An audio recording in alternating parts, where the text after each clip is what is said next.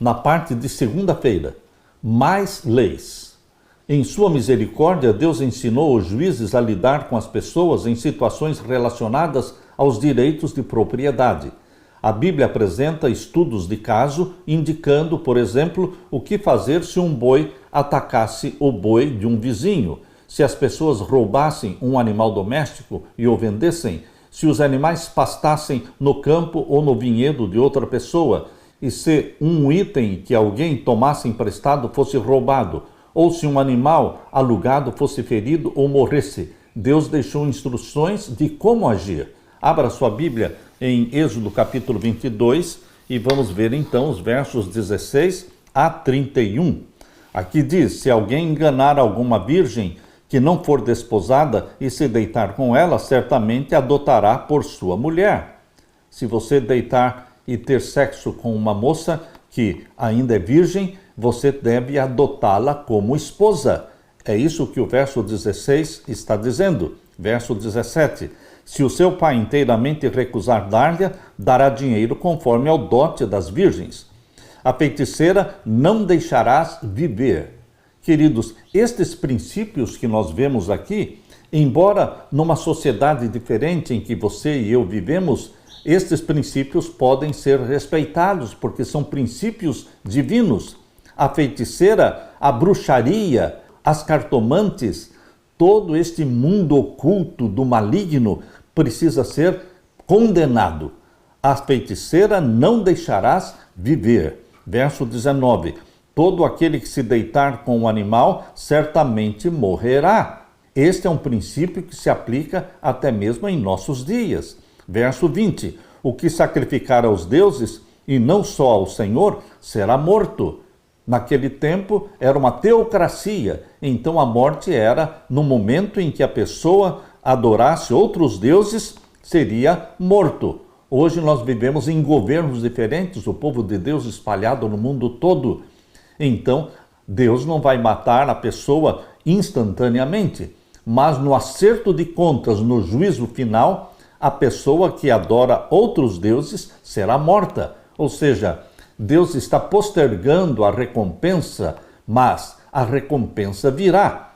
O que sacrificar aos deuses, e não só ao Senhor, será morto. Verso 21. O estrangeiro não afligirás, nem o oprimirás, pois estrangeiros fostes na terra do Egito. Ou seja, seja bondoso, caridoso, misericordioso para com os estrangeiros. Verso 22. A nenhuma viúva nem órfão afligireis. Verso 23. Se de alguma maneira os afligirdes e eles clamarem a mim, eu certamente ouvirei o seu clamor. E a minha ira se acenderá e vos matarei a espada, e vossas mulheres ficarão viúvas e os vossos filhos órfãos. Verso 25. Se emprestares dinheiro ao meu povo, ao pobre que está contigo, não te haverás com ele como um usurário, não lhes imporeis usura. Deus condena emprestar para o seu irmão dinheiro com juros. Você não vai cobrar juro do seu irmão. Queridos, este princípio ainda tem que ser respeitado hoje. Você pode ajudar as pessoas fazendo doações ou emprestando sem cobrar juros. Mas, verso 26, se tomares em penhor o vestido do teu próximo, lhe o restituirás antes do pôr do sol, porque aquela é a sua cobertura e o vestido da sua pele, em que se deitaria. Será, pois, que, quando clamar a mim, eu o ouvirei, porque sou misericordioso. E agora o verso 31. E ser-me-eis homens santos, portanto não comereis carne despedaçada no campo, aos cães a lançareis. Ser-me-eis santos, porque Deus é santo. Nós também precisamos buscar a santidade.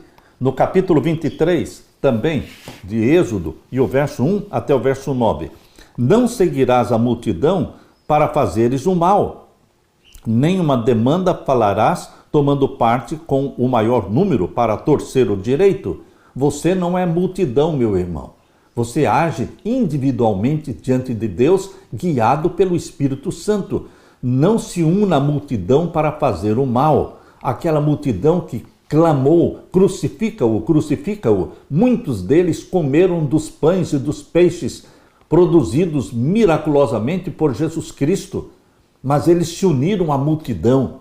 O ser humano, muitas vezes, no meio da multidão, ele age de forma errada, ele se deixa influenciar. Por isso aqui está dizendo no verso 2, capítulo 23, verso 2, não seguirás a multidão para fazeres o mal. Você responde individualmente diante de Deus. Verso 3, nem ao pobre favorecerás na sua demanda. Verso 4, se encontrares o boi do teu inimigo, ou seu jumento desgarrado, sem falta lhe o reconduzirás. Olha o princípio da bondade e da misericórdia. Se você encontrar o animal do teu inimigo, você vai reconduzi-lo até o Senhor, até o dono. E o verso 5, se vires o jumento daquele que te aborrece deitado debaixo da sua carga, deixarás, pois, de ajudá-lo? Certamente o ajudarás juntamente com ele. Olha o princípio da misericórdia. Verso 6, não perverterás o direito do teu pobre na sua demanda. De palavras de falsidade te afastarás, e não matarás o inocente e o justo, porque não justificarei o ímpio. Também presente não tomarás, porque o presente cega os que têm vista e perverte as palavras dos justos. Também não oprimirás o estrangeiro, pois vós conheceis o coração do estrangeiro, pois fostes estrangeiros na terra do Egito. Meu querido irmão, Deus deixou todas as instruções adicionais aos 10 mandamentos. As leis de Deus incluíam diferentes questões. Havia regulamentações contra rebaixar ou humilhar as pessoas. Deus não queria que houvesse exploração. Em sua misericórdia, ele procurou corrigir as tendências pecaminosas do coração humano e restringir as inclinações naturais das pessoas. Com isso, a sociedade seria mais segura, o mal seria eliminado em bons relacionamentos interpessoais cultivados. Justiça e amor devem governar as ações. Assim era naquele tempo, assim é hoje. Seja você um empregado, seja você um patrão, você precisa ser guiado pelos princípios da palavra de Deus. Leia também Êxodo 23 e os versos 10 a 19. Aqui diz: também 6 anos semearás tua terra e recolherás os seus frutos. Semeavam 6 anos, no 7º ano não semeava. E aquilo que a terra produzisse no 7º ano deveria pertencer a quem? Aos pobres, aos necessitados. Mas ao 7º a soltarás e deixarás descansar, para que possam comer os pobres do teu povo, e do sobejo comam os animais do campo. Assim farás com a tua vinha e com o teu olival. 6 dias farás os teus negócios, mas ao 7º dia descansarás, para que descanse o teu boi e o teu jumento, e para que tome alento o filho da tua escrava e o estrangeiro. Aqui no capítulo 23, verso 12, Deus repete aqui aquilo que ele disse no 4º mandamento da Santa Lei de Deus sobre o descanso sabático, no 7º dia da semana. Verso 14 em diante. 3 vezes no ano me celebrareis festa. A festa dos pães asmos guardarás. 7 dias comerás pães asmos, como te tenho ordenado, ao tempo apontado no mês de Abibe, porque nele saíste do Egito, e ninguém apareça vazio perante mim. E a festa da cega, ou seja, a festa da colheita dos primeiros frutos do teu trabalho, que houveres semeado no campo, e a festa da colheita, a saída do ano, quando tiveres colhido do campo o teu trabalho. Então existia a festa da colheita no começo do ano, e existia a festa da colheita no final do ano. 3 vezes no ano, todos os teus varões aparecerão diante do Senhor. E o verso 19, as primícias dos primeiros frutos da tua terra trarás à casa do Senhor teu Deus. Embora existissem 7 festas sagradas, 7 festas proféticas no santuário da terra, o povo compareceria diante do Senhor 3 vezes no ano. Ou seja, eles viriam na festa dos pães asmos, que envolvia a festa da Páscoa, pães asmos e festa das primícias. Estas 3 festas estavam na sequência. Páscoa dia 14, pães asmos começava no dia 15 e já no dia 16 a festa das primícias. todo o povo deveria comparecer diante do Senhor. Deveriam comparecer também na festa do Pentecostes, que ocorria 7 semanas depois da festa das primícias. 7 semanas depois acontecia a festa do Pentecostes. Então, eles compareceriam diante do Senhor nessas duas festas que estavam no começo do ano. E agora existiam as festas do final do ano. No 7º mês, primeira festa do 7º mês era a festa das trombetas, e na sequência vinha então a festa da expiação. A festa das trombetas era do 1º dia até o 10º dia. A festa das trombetas acontecia durante os 10 primeiros dias do 7º mês. E no dia 10 do 7º mês era a festa da expiação. E no dia 15 do 7º mês começava a festa dos tabernáculos, a festa da colheita, que durava 7 dias. Portanto, eram 2 grupos de festas, as festas do começo do ano e as festas do final do ano. E o povo de Deus deveria comparecer diante de Deus nestas festas, que eram sagradas, mas também eram profecias. 7 festas proféticas apontando para o ministério de Jesus Cristo no santuário celestial. Jesus iniciou seu ministério como vítima, como Cordeiro de Deus, morrendo no dia da Páscoa. E então ele ressuscitou, cumprindo a profecia da festa das primícias, que apontava para a ressurreição de Jesus e daquela multidão que ressuscitou com Jesus, conforme diz Mateus capítulo 27, versos 51 a 53. Muitos corpos de santos ressuscitaram glorificados com Cristo, cumprindo a festa das primícias, e ascenderam ao céu com Jesus Cristo. E queridos, na festa do Pentecostes, Jesus Cristo foi entronizado no santuário celestial e então derramou sobre a sua igreja o Espírito Santo, a chuva temporã do Espírito Santo. E então, queridos, nós temos as festas do final do ano que apontam para o início do juízo celestial.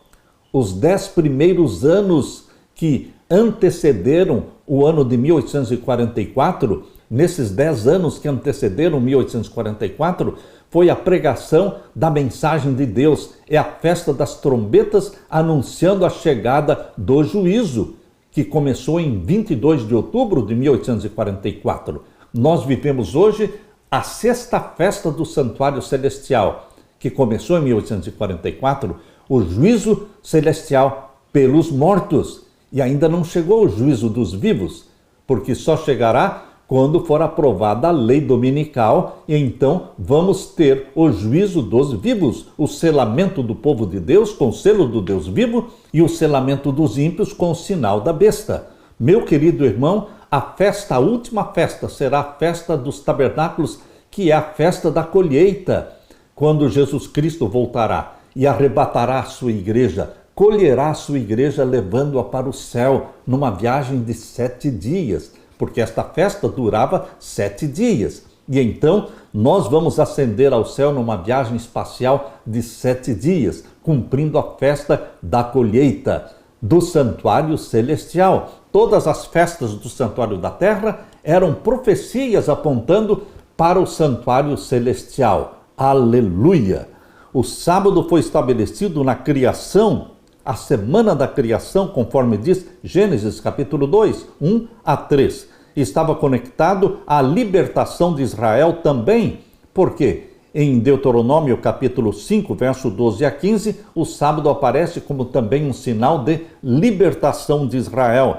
E de forma poderosa, o sábado aponta para a adoração ao Deus como Criador, Redentor e Senhor nosso. Entretanto, havia 3 festas importantes que Israel deveria celebrar a cada ano. Primeiro, a Páscoa, ou festa dos pães asmos sem fermento, que ocorria na primavera do hemisfério norte, entre o mês de março e abril do nosso calendário. Número 2, o Pentecostes, ou festa da colheita, ou das semanas, 7 semanas após a festa anterior, começando assim 50 dias depois. E terceiro, a festa dos tabernáculos, ou das cabanas, ou a festa da colheita, do final do ano, no outono, entre setembro e outubro. Meu querido irmão, esta é uma doutrina pregada, entendida e pregada pelos adventistas do 7º dia, que entendem o santuário da terra e entende que o santuário da terra era somente uma ilustração do santuário celestial. Lá no santuário celestial, Jesus Cristo intercedeu por você por mais de 1800 anos no lugar santo, o ministério de mediação, de intercessão de Jesus Cristo. Mas em 1844 começou o juízo celestial, a purificação do santuário celestial, conforme diz a profecia dos 2300 anos que está ali em Daniel capítulo 8, verso 14. Mostra que esta profecia de 2300 anos começou com a ordem para restaurar Jerusalém em 457, feita esta ordem por Artaxerxes, o rei persa, e começando em 457, ela terminou em 1844 depois de Cristo. Queridos, vivemos o grande dia do juízo, a grande festa da expiação do santuário celestial. Em breve, Jesus Cristo julgará os vivos quando sair a lei dominical. Será o julgamento dos vivos e então a porta da graça se fechará.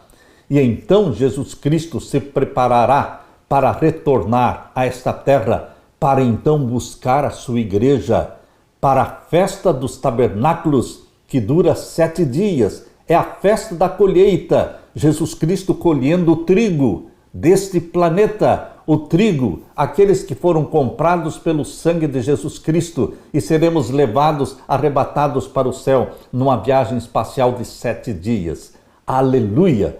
Então vamos entrar pelos portões da Nova Jerusalém, recebendo das mãos de Jesus Cristo a coroa de ouro, que Ele dará a todos os vencedores. Você está entre os vencedores pelo nome e pelo sangue de Jesus? Que Deus te abençoe e te dê a vitória, meu querido irmão.